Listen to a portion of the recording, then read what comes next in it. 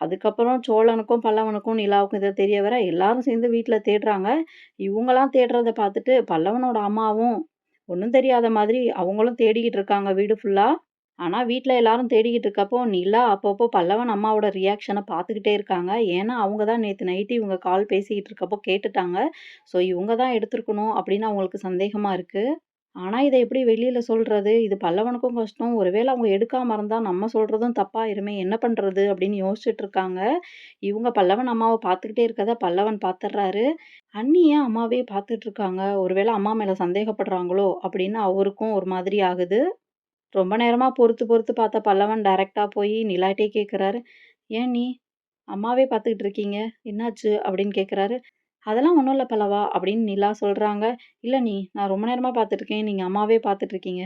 காசு அவங்க எடுத்திருப்பாங்கன்னு நெனைக்கிறீங்களா?" அப்படின்னு பல்லவன் கோவப்படுற மாதிரி பேசுறாரு.